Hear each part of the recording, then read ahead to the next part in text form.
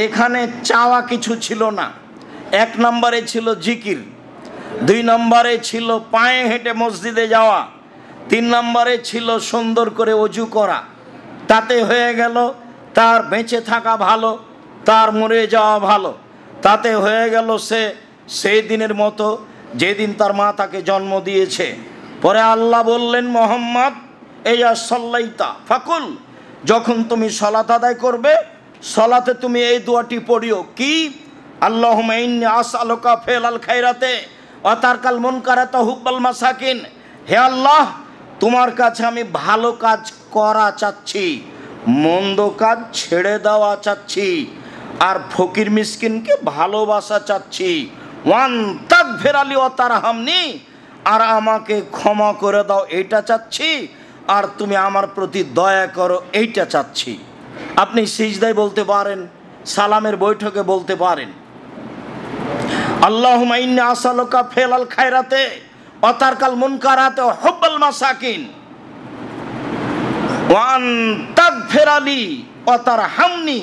এই দোয়া আপনি বলেন আপনার সালাতে, এটা আল্লাহ বলছেন আমাদের নবীকে।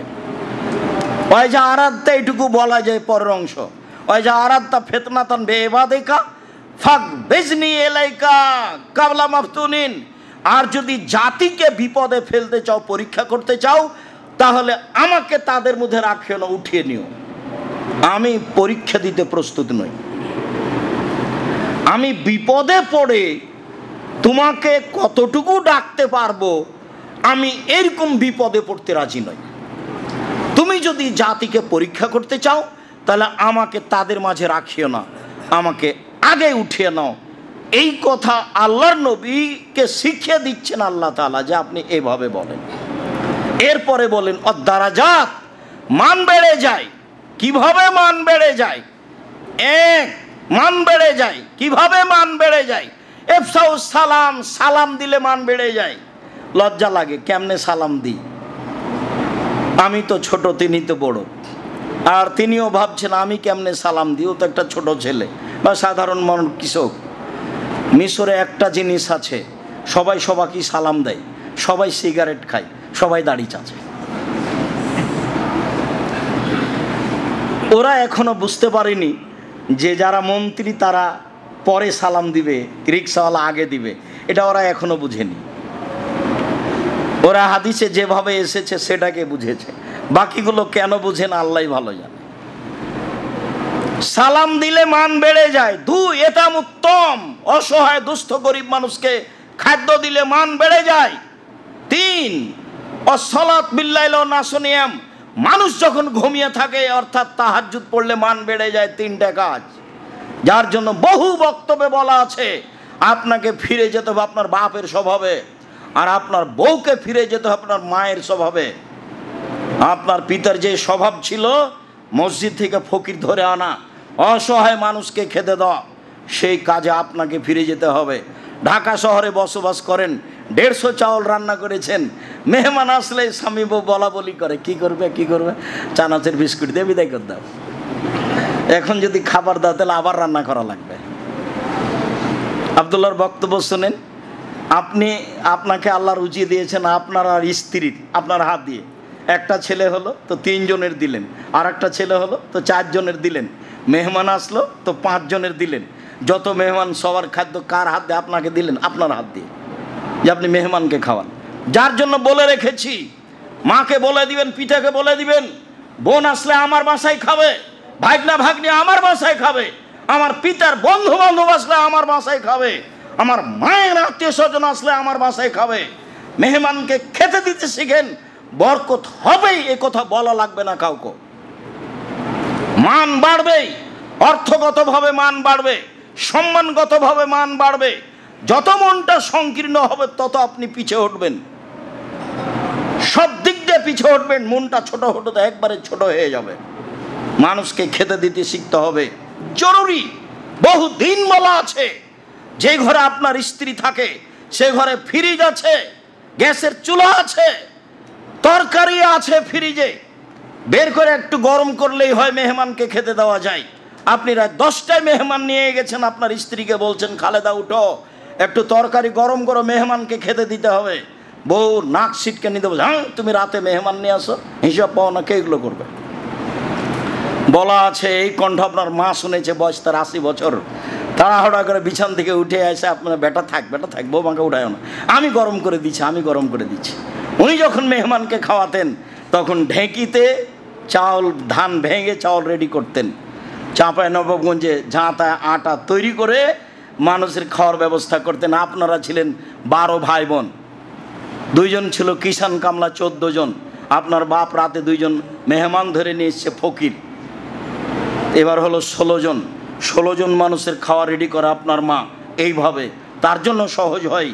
তারপরে আপনারা 12 ভাই বোন, একটার পর একটা আছে, কান্নাকাটির মাঝে, হইজয়ের মাঝে, তাকে দুধ দেওয়ার মাঝে, তারপরেও কোনো সমস্যা হয়নি। আর আপনার কিছুই নাই, তবুও খালি সমস্যা, একান ছেলে, কানার কচড়া, তাও নিয়ে এই সেই কত কিছু হিসাব হয় না। ফিরে যেতে হবে বাপের স্বভাবে, ফিরে যেতে হবে মায়ের স্বভাবে। 3টি কারণে মান বেড়ে যাবে। রাসূল সাল্লাল্লাহু আলাইহি ওয়াসাল্লাম বলেন, আজকের আলোচনার শেষ হাদিস, রাসূল সাল্লাল্লাহু আলাইহি ওয়াসাল্লাম বলেন, পৃথিবীর মানুষ শুনে রেখো, সালাসাতুন কুল্লুহুম আলা জামিনিল্লাহি আলাল্লাহি জামিন। 3 শ্রেণীর মানুষের জিম্মেদার আল্লাহ। 3 শ্রেণীর মানুষের জিম্মেদার আল্লাহ। এক, যেতে আপনার মায়ের স্বভাবে।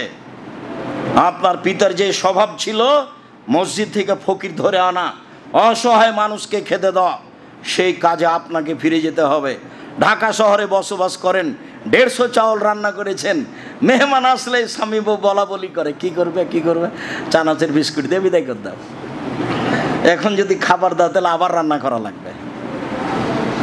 আব্দুল্লাহর বক্তব্য শুনেন, আপনাকে আল্লাহ রুজি দিয়েছেন আপনার আর স্ত্রীর, আপনার হাত দিয়ে। একটা ছেলে হলো তো 3 জনের দিলেন, আর একটা ছেলে হলো তো 4 জনের দিলেন। মেহমান আসলো তো 5 জনের দিলেন। যত মেহমান সবার খাদ্য কার হাত দিয়ে? আপনাকে দিলেন, আপনার হাত দিয়ে, যে আপনি মেহমানকে খাওয়ান। যার জন্য বলে রেখেছি, মাকে বলে দিবেন, পিতাকে বলে দিবেন, বোন আসলে আমার বাসায় খাবে, ভাগনা ভাগ্নি আমার বাসায় খাবে, আমার পিতার বন্ধু বান্ধব আসলে আমার বাসায় খাবে, আমার মায়ের আত্মীয় স্বজন আসলে আমার বাসায় খাবে। মেহমানকে খেতে দিতে শিখেন, বরকত হবেই, এ কথা বলা লাগবে না কাউকে। মান বাড়বেই, অর্থগতভাবে মান বাড়বে, সম্মানগতভাবে মান বাড়বে। যত মনটা সংকীর্ণ হবে তত আপনি পিছিয়ে উঠবেন, সব দিক দিয়ে পিছিয়ে উঠবেন। মনটা ছোট হতে একবারে ছোট হয়ে যাবে। মানুষকে খেতে দিতে শিখতে হবে, জরুরি। বহু দিন বলা আছে, যে ঘরে আপনার স্ত্রী থাকে সে ঘরে ফ্রিজ আছে, গ্যাসের চুলা আছে, তরকারি আছে ফ্রিজে, বের করে একটু গরম করলেই হয়, মেহমানকে খেতে দেওয়া যায়। আপনি রাত 10টায় মেহমান নিয়ে গেছেন, আপনার স্ত্রীকে বলছেন, খালেদা উঠো, একটু তরকারি গরম করো, মেহমানকে খেতে দিতে হবে। বউ নাক সিটকে নিতে বলছে, হ্যাঁ তুমি রাতে মেহমান নিয়ে আসো, হিসাব পাও না, কে এগুলো করবে? বলা আছে এই কণ্ঠ আপনার মা শুনেছে, বয়স তার 80 বছর। তাড়াহুড়া করে বিছান থেকে উঠে আসে, আপনার বেটা থাক বৌমাকে উঠায় না, আমি গরম করে দিচ্ছি, আমি গরম করে দিচ্ছি। উনি যখন মেহমানকে খাওয়াতেন তখন ঢেঁকিতে চাউল, ধান ভেঙে চাউল রেডি করতেন। চাঁপাই নবাবগঞ্জে ঝাঁটা আটা তৈরি করে মানুষের খাওয়ার ব্যবস্থা করতেন। আপনারা ছিলেন 12 ভাই বোন, 2 জন ছিল কিষান কামলা, 14 জন। আপনার বাপ রাতে 2 জন মেহমান ধরে নিয়ে এসছে ফকির, এবার হলো 16 জন। 16 জন মানুষের খাওয়া রেডি করা আপনার মা, এইভাবে তার জন্য সহজ হয়। তারপরে আপনারা 12 ভাই বোন, একটার পর একটা আছে, কান্নাকাটির মাঝে, হইজয়ের মাঝে, তাকে দুধ দেওয়ার মাঝে, তারপরেও কোনো সমস্যা হয়নি। আর আপনার কিছুই নাই, তবুও খালি সমস্যা, একান ছেলে, কানার কচড়া, তাও নিয়ে এই সেই কত কিছু হিসাব হয় না। ফিরে যেতে হবে বাপের স্বভাবে, ফিরে যেতে হবে মায়ের স্বভাবে। 3টি কারণে মান বেড়ে যাবে। রাসূল সাল্লাল্লাহু আলাইহি ওয়াসাল্লাম বলেন, আজকের আলোচনার শেষ হাদিস, রাসূল সাল্লাল্লাহু আলাইহি ওয়াসাল্লাম বলেন, পৃথিবীর মানুষ শুনে রেখো, সালাসাতুন কুল্লুহুম আলা জামিনিল্লাহি আলাল্লাহি জামিন। 3 শ্রেণীর মানুষের জিম্মেদার আল্লাহ। 3 শ্রেণীর মানুষের জিম্মেদার আল্লাহ। এক,